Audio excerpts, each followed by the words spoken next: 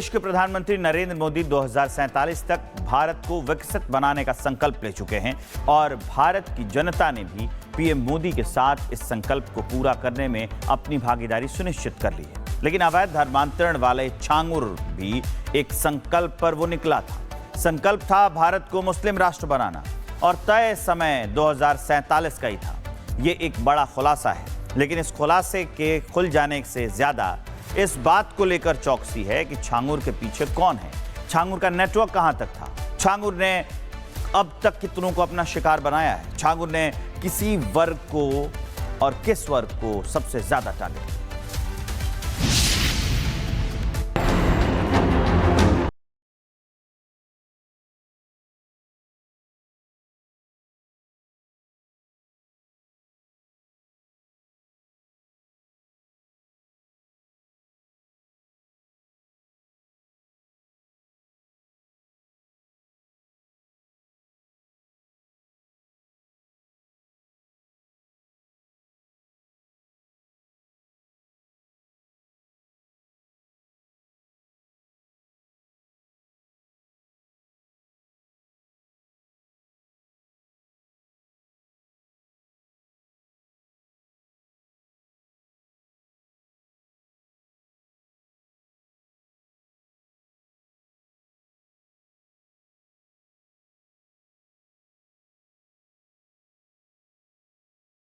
मुख्य आरोपित जलालुद्दीन और छांगुर और उसके बेटे महबूब के खिलाफ चार्जशीट दाखिल की। जांच में जो खुलासा सामने आया उसने देश के भविष्य को अंधकार में डूबने की साजिश का खुलासा कर दिया। छांगुर भारत को 2047 तक इस्लामिक राष्ट्र बनाने की साजिश रच रहा था। छांगुर और उसके साथी गरीब और कमजोर लोगों को लालच, धमकी और मानसिक दबाव देकर धर्मांतरण करवा रहे थे। छांगुर को धर्मांतरण के लिए मुस्लिम देशों से 500 करोड़ रुपए मिले थे और उसके निशाने पर गरीब युवतियां और विधवाएं शामिल थी। साथ ही छांगुर और उसके बेटे ने हिंदू लड़कियों को धर्मांतरण के लिए फंसाने के लिए 1000 से ज्यादा मुस्लिम युवकों की फौज तैयार कर रखी थी। एक गवाह ने एटीएस के अधिकारियों को बताया कि छांगुर ने उसके धर्मांतरण के बाद कहा था कि उसे जनसांख्यिकी धर्मांतरण के लिए बाहरी देशों से बड़े पैमाने पर आर्थिक मदद मिलती है। उसने यह भी कहा कि अपने प्रभाव से उसने बड़ी संख्या में हिंदुओं को इस्लाम धर्म कबूल कराया था। कोर्ट के सामने दर्ज कराए गए बयान में एक पीड़िता ने कहा कि छांगुर और उसके सहयोगी कहते थे कि वर्ष 2047 तक पूरे देश का इस्लामीकरण करना है। यह सिर्फ धर्मांतरण की साजिश नहीं, यह सिर्फ लफ्ज जिहाद की साजिश नहीं, यह तो देश के खिलाफ खुलेआम ऐलाने जंग था। 2047 जब देश अपनी आजादी के 100 साल पूरे करेगा, उसी 2047 को लेकर सबसे बड़ी साजिश रची जा रही थी। धर्मांतरण का मसीहा बना छांगुर देश को अंधकार और कट्टरपंथियों के हाथों सौंपने का सपना देख रहा था। छांगुर गैंग इस्लामिक दावा सेंटर और मदरसे खोलने की तैयारी में था। जांच में यह भी बात सामने आई कि पूरी गैंग कोडवर्ड का इस्तेमाल करती थी, जैसे लड़कियों को प्रोजेक्ट, ब्रेन वॉश को काजल करना, धर्मांतरण के लिए मुलाकात को दीदार कराना बुलाती थी, हिंदू बेटियों को निशाना बनाना, गरीबों को लालच देकर धर्मांतरण कराना और फिर जिहादी फौज की तर्ज पर देशद्रोही सोच को बढ़ावा देना।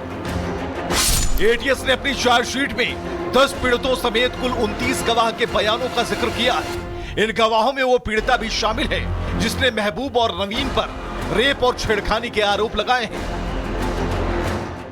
एक पीड़िता ने अपने बयान में कहा कि उसने 2023 में छांगुर के कपड़ों की दुकान से एक साड़ी खरीदी थी। जब वो साड़ी लौटाने गई तो महबूब और नवीन ने उसे धोखे से एक कमरे में बुलाया, वहां उसके संग जबरदस्ती की। जब वो कमरे से बाहर आई तो छांगुर ने उसे झूठे मुकदमे फंसाने की धमकी दी। बाद में प्रलोभन देते हुए धर्मांतरण कराने के लिए कहा। पीड़िता ने अपने बयान में कहा कि छांगुर ने उससे कहा था कि उन लोगों के द्वारा लाखों लोगों का धर्मांतरण करवाया गया है।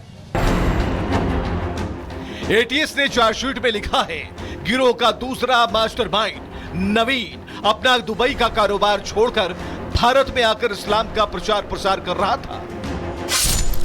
उसके खातों में विदेशों से आए 16 करोड़ 50 लाख रुपयों में से महबूब और छांगुर के बैंक खातों में 1 करोड़ 30 लाख रुपए ट्रांसफर किए गए। विदेशों से आए पैसों से उसने बलरामपुर, बहराइच और आसपास के जिलों में कई जमीनें खरीदी और इस्लामिक दावा सेंटर के साथ कई मदरसे खोलने की तैयारी में थे। एक तरफ देश विकसित भारत बनने की तैयारी कर रहा है प्रधानमंत्री जी के प्रयासों से कि कैसे 2047 तक भारत विकसित भारत बन जाए, वहीं देश के विरोधी ये षड्यंत्र रच रहे हैं कि कैसे 2047 तक भारत को इस्लामिक राष्ट्र बना दिया जाए, भारत में जिहाद छेड़ दिया जाए, भारत को दारुल इस्लाम बना दिया जाए। यह बहुत दुर्भाग्यपूर्ण है, चिंताजनक है और ऐसे मामलों में एजेंसियों को पूरी कठोरता से कार्रवाई करनी चाहिए और इनके पूरे तंत्र को जड़ से उखाड़ फेंकना चाहिए। ऐसे लोग इस धरती पर बर्दाश्त करने योग्य नहीं है। लेकिन सवाल यह है कि इतने बड़े एजेंडे पर क्या छांगुर अकेला काम कर रहा था या फिर उसके पीछे है एक पूरा इस्लामी कट्टरपंथी नेटवर्क। इस पूरे नेटवर्क के तार कहां जुड़े थे इसका अंदाजा लगाना अभी बाकी है, लेकिन जो खुलासा सामने आया है वो देश को झकझोर देने वाला है। छांगुर अब सलाखों के पीछे है, लेकिन जो नेटवर्क उसने बनाया, जो सोच उसने फैलाने की कोशिश की, वो अभी भी जिंदा है। देश का दुश्मन अब बाहर से नहीं अंदर से वार कर रहा है और ये लड़ाई अब सीमा पर नहीं विचारधारा के मैदान में लड़ी जा रही है और वो भारत को तोड़ने का सपना देखता है। देश के प्रधानमंत्री नरेंद्र मोदी 2047 तक भारत को विकसित बनाने का संकल्प ले चुके हैं और भारत की जनता ने भी पीएम मोदी के साथ इस संकल्प को पूरा करने में अपनी भागीदारी सुनिश्चित कर ली है। लेकिन अवैध धर्मांतरण वाले छांगुर भी एक संकल्प पर वो निकला था। संकल्प था भारत को मुस्लिम राष्ट्र बनाना और तय समय 2047 का ही था।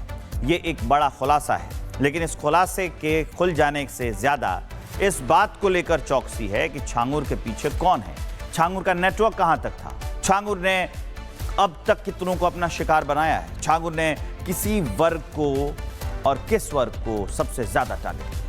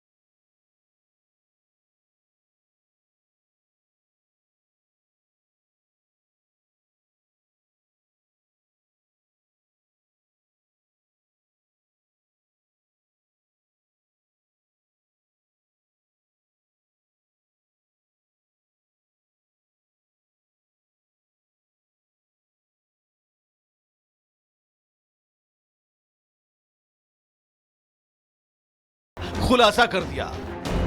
छांगुर भारत को 2047 तक इस्लामिक राष्ट्र बनाने की साजिश रच रहा था। छांगुर और उसके साथी गरीब और कमजोर लोगों को लालच, धमकी और मानसिक दबाव देकर धर्मांतरण करवा रहे थे। छांगुर को धर्मांतरण के लिए मुस्लिम देशों से 500 करोड़ रुपए मिले थे और उसके निशाने पर गरीब युवतियां और विधवाएं शामिल थी।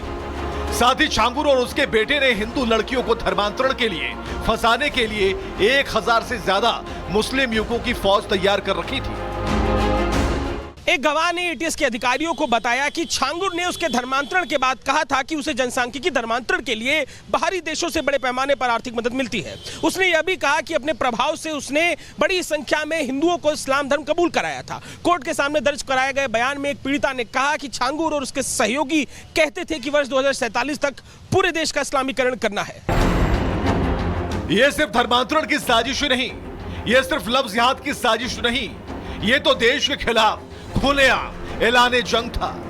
2047 जब देश अपनी आजादी के 100 साल पूरे करेगा, उसी 2047 को लेकर सबसे बड़ी साजिश रची जा रही थी। धर्मांतरण का मसीहा बना छांगुर देश को अंधकार और कट्टरपंथियों के हाथों सौंपने का सपना देख रहा था। छांगुर गैंग इस्लामिक दावा सेंटर और मदरसे खोलने की तैयारी में था। जांच में यह भी बात सामने आई कि पूरी गैंग कोडवर्ड का इस्तेमाल करती थी, जैसे लड़कियों को प्रोजेक्ट, ब्रेन वॉश को काजल करना, धर्मांतरण के लिए मुलाकात को दीदार कराना बुलाती थी। हिंदू बेटियों को निशाना बनाना, गरीबों को लालच देकर धर्मांतरण कराना और फिर जिहादी फौज की तर्ज पर देशद्रोही सोच को बढ़ावा देना। एटीएस ने अपनी चार्जशीट में 10 पीड़ितों समेत कुल 29 गवाह के बयानों का जिक्र किया है। इन गवाहों में वो पीड़िता भी शामिल है जिसने महबूब और नवीन पर रेप और छेड़खानी के आरोप लगाए हैं। एक पीड़िता ने अपने बयान में कहा कि उसने 2023 में छांगुर के कपड़ों की दुकान से एक साड़ी खरीदी थी। जब वो साड़ी लौटाने गई तो महबूब और नवीन ने उसे धोखे से एक कमरे में बुलाया, वहां उसके संग जबरदस्ती की।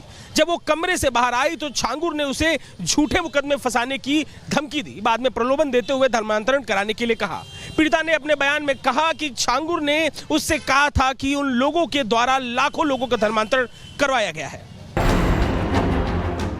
एटीएस ने चार्जशीट में लिखा है, गिरोह का दूसरा मास्टरमाइंड नवीन अपना दुबई का कारोबार छोड़कर भारत में आकर इस्लाम का प्रचार प्रसार कर रहा था। उसके खातों में विदेशों से आए 16 करोड़ 50 लाख रुपयों में से महबूब और छांगुर के बैंक खातों में 1 करोड़ 30 लाख रुपए ट्रांसफर किए गए। विदेशों से आए पैसों से उसने बलरामपुर, बहराइच और आसपास के जिलों में कई जमीनें खरीदी और इस्लामिक दावा सेंटर के साथ कई मदरसे खोलने की तैयारी में थे। एक तरफ देश विकसित भारत बनने की तैयारी कर रहा है प्रधानमंत्री जी के प्रयासों से कि कैसे 2047 तक भारत विकसित भारत बन जाए, वहीं देश के विरोधी ये षड्यंत्र रच रहे हैं कि कैसे 2047 तक भारत को इस्लामिक राष्ट्र बना दिया जाए, भारत में जिहाद छेड़ दिया जाए, भारत को दारुल इस्लाम बना दिया जाए। यह बहुत दुर्भाग्यपूर्ण है, चिंताजनक है और ऐसे मामलों में एजेंसियों को पूरी कठोरता से कार्रवाई करनी चाहिए और इनके पूरे तंत्र को जड़ से उखाड़ फेंकना चाहिए। ऐसे लोग इस धरती पर बर्दाश्त करने योग्य नहीं है। लेकिन सवाल यह है कि इतने बड़े एजेंडे पर क्या छांगुर अकेला काम कर रहा था या फिर उसके पीछे है एक पूरा इस्लामी कट्टरपंथी नेटवर्क। इस पूरे नेटवर्क के तार कहां जुड़े थे इसका अंदाजा लगाना अभी बाकी है, लेकिन जो खुलासा सामने आया है वो देश को झकझोर देने वाला है। छांगुर अब सलाखों के पीछे है, लेकिन जो नेटवर्क उसने बनाया, जो सोच उसने फैलाने की कोशिश की, वो अभी भी जिंदा है। देश का दुश्मन अब बाहर से नहीं अंदर से वार कर रहा है और ये लड़ाई अब सीमा पर नहीं विचारधारा के मैदान में लड़ी जा रही है और वो भारत को तोड़ने का सपना देखता है।